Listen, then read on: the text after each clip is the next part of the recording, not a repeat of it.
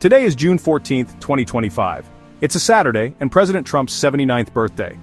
It's also the U.S. Army's 250th anniversary. In D.C., a massive military parade rolls out. Tanks, soldiers, the works. Less a celebration, more a personal power fantasy. Meanwhile, in thousands of cities, the No Kings protest sweeps the nation. People gather under the slogan, "No thrones, no crowns, no kings." This is a direct response to Trump's actions, defying courts, targeting citizens, and posting himself as king. Trump's response? Threats. He warned protesters they'd be met with very big force. This isn't normal. It's a chilling message. Dissent will be met with violence, not listening. Talk is one thing, but action is another. This administration has moved beyond threats, deploying military and federal forces on American streets. We saw it in Los Angeles: ICE raids, protests, and the National Guard deployed to manage dissent. Soldiers in riot gear escalate tensions, treating citizens as threats, not voices to be heard. Using combat troops for policing is like using a chainsaw for a haircut: messy, dangerous, and wrong. President Trump has claimed the power to deploy the National Guard without state approval. This centralizes power, turning the military into a tool against political opponents. Military parades and armed patrols send a chilling message. Dissent will be met with force.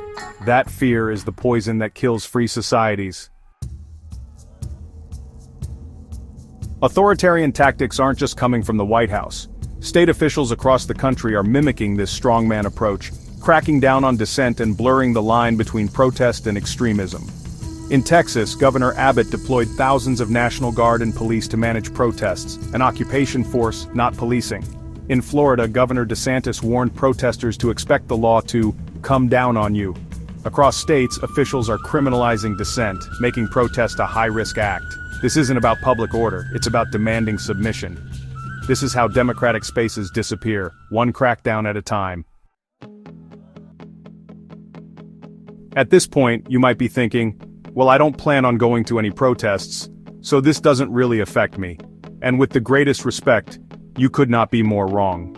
The moment a government claims the authority to use military force against one group of citizens for exercising their rights, it has claimed the authority to use it against any group of citizens for any reason.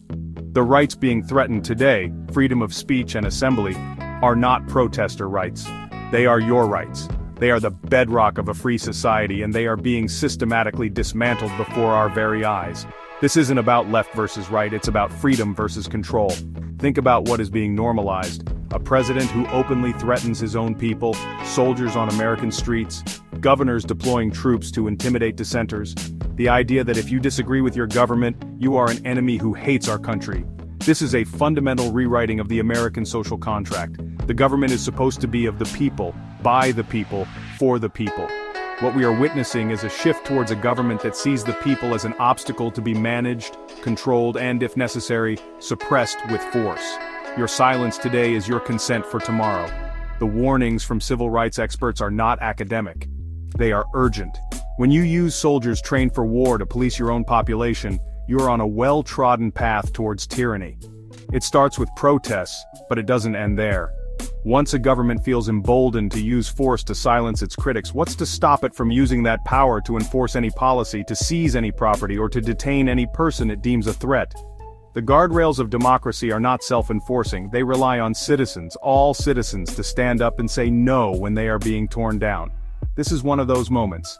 So, whether you are in the streets today or watching from home, this affects you. The future of American democracy is not a spectator sport. The question before us is simple. Do we want to live in a country where the government is afraid of its people, or in a country where the people are afraid of their government? Because the actions being taken by this administration and its allies are pushing us aggressively toward the latter. The No Kings protests are not just about one man or one policy.